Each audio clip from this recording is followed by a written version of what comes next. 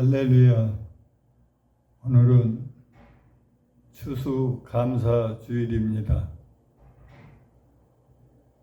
영국에서 이제 청교도들이 배를 타고 미국을 발견하여서 103명이 미국 땅에 밟으면서 처음으로 교회를 지었고 처음 곡식을 첫 수확을 하나님 앞에 드려서 미국은 오늘이 할로데이입니다. 자기네들이 아메리카 대륙을 발견하고 그곳에 와서 처음 심은 열매를 하나님 앞에 드렸다고 해서 추수감사주일이 미국에서부터 생겼습니다. 우리나라에도 오늘 추수감사절이라 자기네가 심은 것도 아니고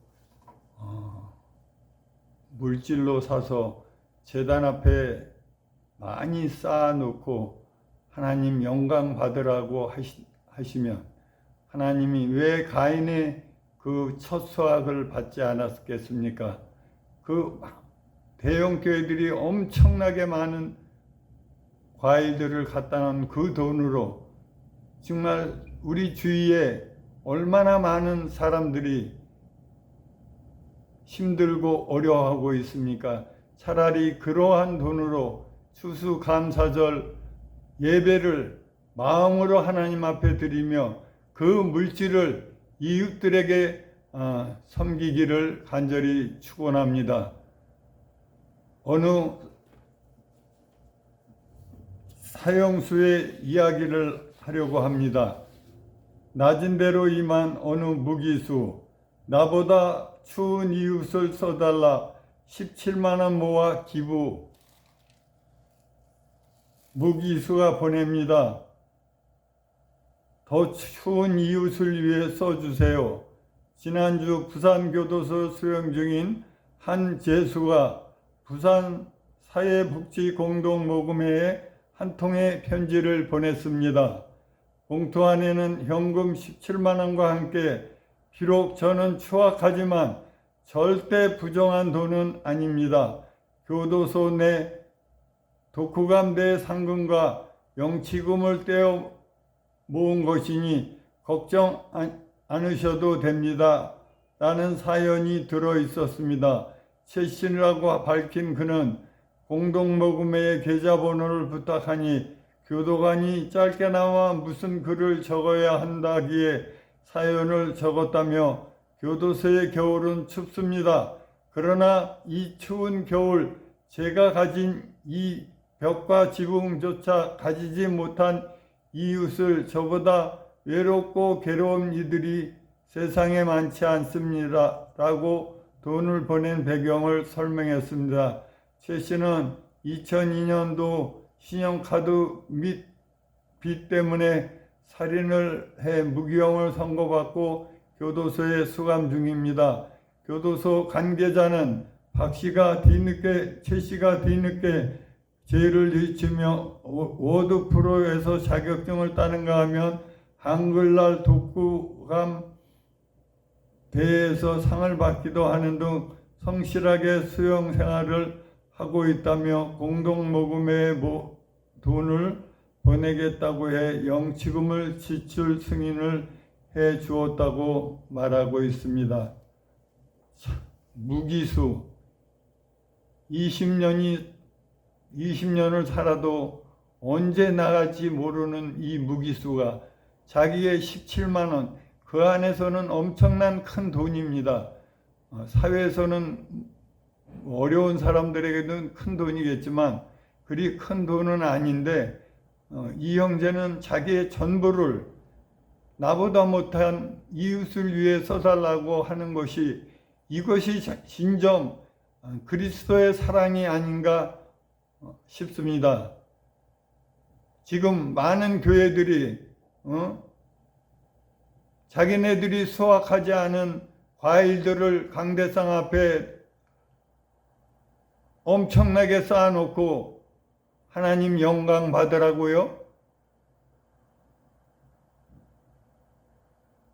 내가 심고 뿌리고 거둔 것으로 하나님 앞에 영광을 돌려야지. 돈으로 사서 그 돈이면 우리 주위에 정말 어려운 이웃들이 많은데 차라리 그 돈으로 그 어려운 이웃들을 위해서 쓰면은 얼마나 하나님이 기뻐하시겠습니까? 저는 미국의 할로데이를 물론 존중하지만 수수감사절도 존중하지만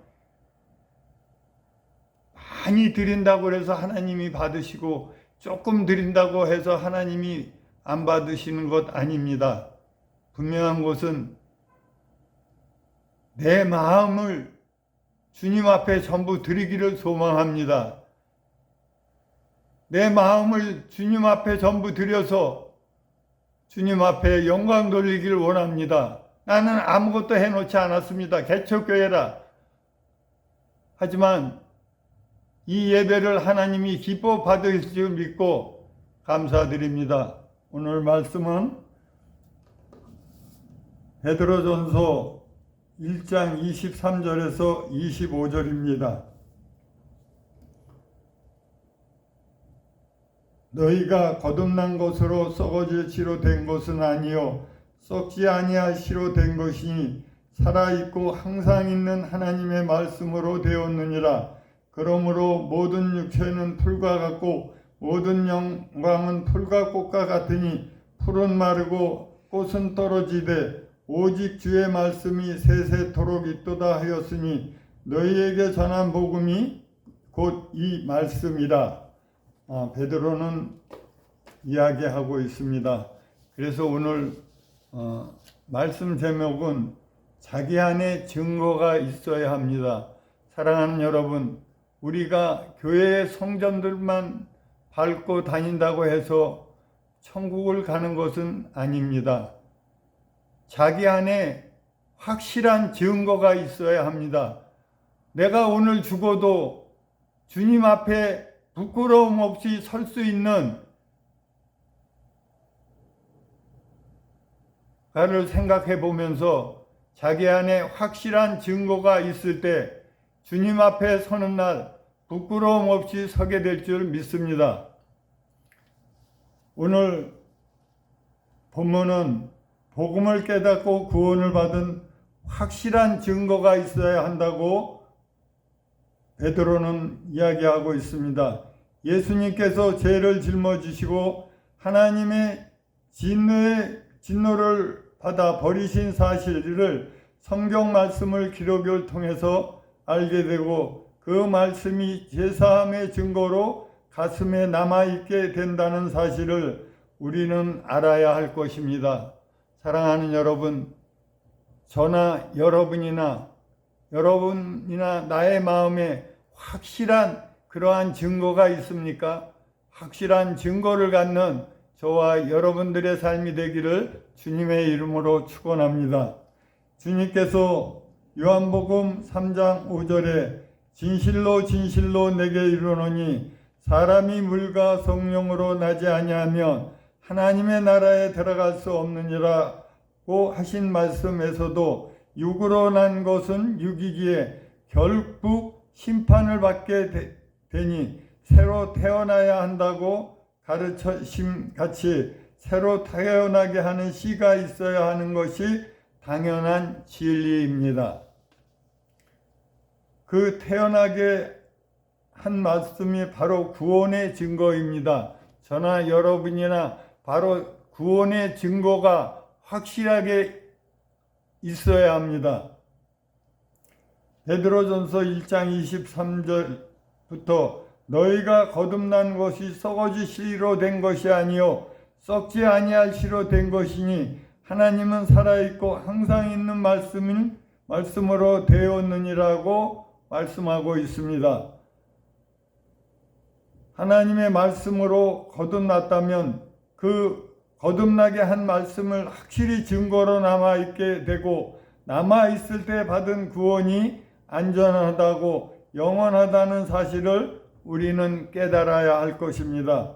성경에 애매모호한 것은 없고 분명 흑백 논리로 적용하고 있는데 이러한 구원의 확신이 증거로 남아있지 않으면 틀림없이 섞고 있거나 관념 중 수상적으로 타성에 젖어 그저 흉내만 내면서 가고 있는 것이 아닌가 싶은 생각을 해봅니다. 때문에 자매는 그 길은 결국 죽음의 길이라고 말씀하고 있습니다. 우리가 가야 할 길은 좁고 협착한 길입니다. 마귀들이 가는 곳은 넓은 길입니다. 잠언 14장 12절 13절에 어떤 길은 사람이 보기에 바르나 필경은 사망의 길이니라. 웃을 때에도 마음이 슬픔이 있고 즐거움 끝에도 근심이 있느니라 알려주시며 바울 사도는 자신이 심령 안에 예수께 계신 사실을 자신이 알지 못하면 버리운 자라고 고린도후서 13장 5절에 분명히 못을 박았다는 사실을 깨닫고 오늘 우리 자신이 확실한 증거를 가지고 있는지 아니면 가인처럼 진리가 아닌 종교의 재물을 가지고 가면서도 고집을 부리면서 자신을 돌아보지 않으려 하지 않는가 깊은 생각을 해 보아야 할 것입니다. 사랑하는 여러분, 지금 이 시간 거듭난 생명의 증거를 내보일 수 있겠습니까? 그 사실은 영원한 말씀이 가슴에 남아 있어야 복 있는 사람입니다. 왜냐하면 그 말씀이 보증서입니다. 할렐루야. 사랑하는 여러분, 지금 세상에 돌아가는 많은 일들을 바라보면서 이제 주님 오실 날이 멀지 않았음을 깨달아 봅니다. 요한계시록 마지막 장 마지막 절에 내가 속히 오리라 아멘 주 예수여 어서 오소서 라고 고백하는 저와 여러분들의 삶이 되기를 소망합니다. 베드로전서 1장 24절에 그러므로 모든 육체는 풀과 같고 그 모든 영광의 푸른 꽃과 같으니 풀은 마르고 꽃은 떨어지되 오직 주의 말씀은 세세토록 있도다 하였으니 너에게 전한 복음이 곧 이 말씀이라고. 복음의 말씀은 천지는 없어져도 영원히 없어지지 않는 성경 말씀이 생명이시요 영원하다는 진리임을 알려주고 있습니다. 사랑하는 여러분, 이 말씀을 가슴의 증거로 가지고 있는 것이 바로 말씀을 마음에 기록하여 얻은 생명입니다. 히브리서 10장 16절에서 18절에 주께서 가라사대 그날 후로는 저희 세울 언약이 이것이라 하시고 내 법을 저희 마음에 두고 저희 생각에 기록하리니 하신 후에 또 저희 죄와 저희 불법을 내가 다시 기억 아니하리라 하셨으니 이것을 사하셨은즉 다시 죄를 위하여 제사 드릴 것이 없으리라고 확실히 가르쳐 주시고 있습니다. 사랑하는 여러분, 노아의 방주 안에 습기가 차면 육축물, 생물들이 병들어 죽을 수도 있고 식물이 썩을 수도 있으나 노아는 그 가축들을 홍수에서 물이 새게 들어오지 않을까 불안해서 평안히 있을 수 없지만 하나님은 이것을 아셨기에 역청으로 안과 밖에 완전 무결하게 칠하라고 명령하고 있습니다. 여기서 우리는 무엇을 알 수 있겠습니까?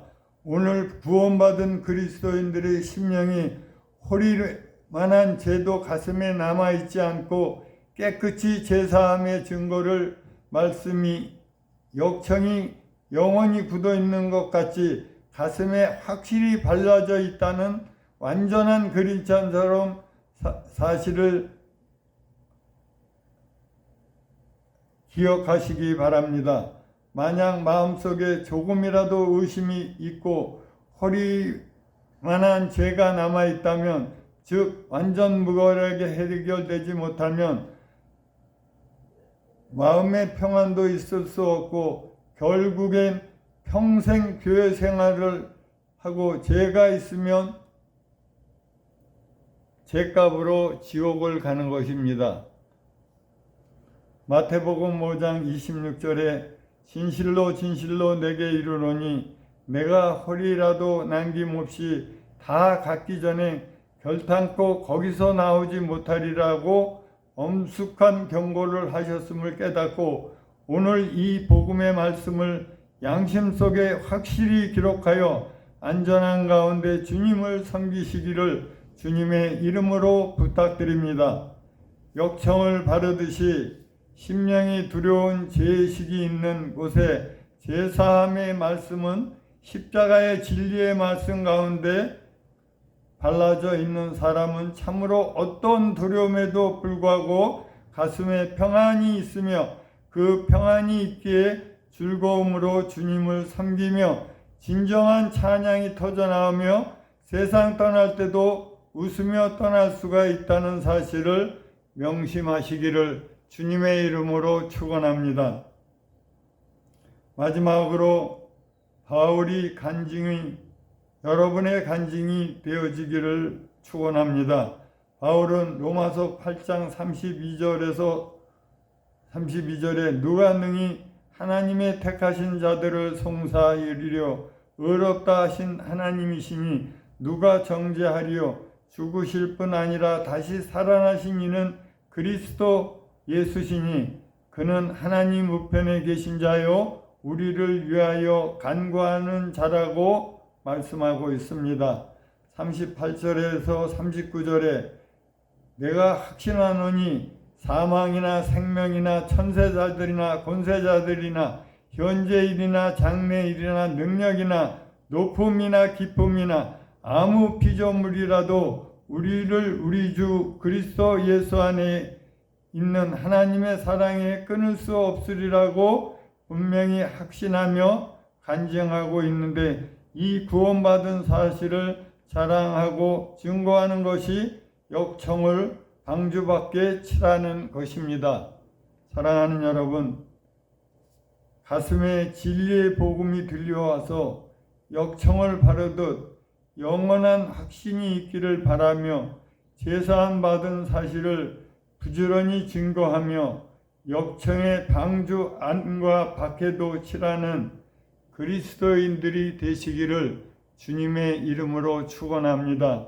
그리하여서 우리는 이제 허리만한 죄라도 남기지 않고 철저히 회개하여서 우리 모두가 천국을 소망하며 천국을 바라보며 나아가는 저와 여러분들이 되시기를 주님의 이름으로 축원합니다.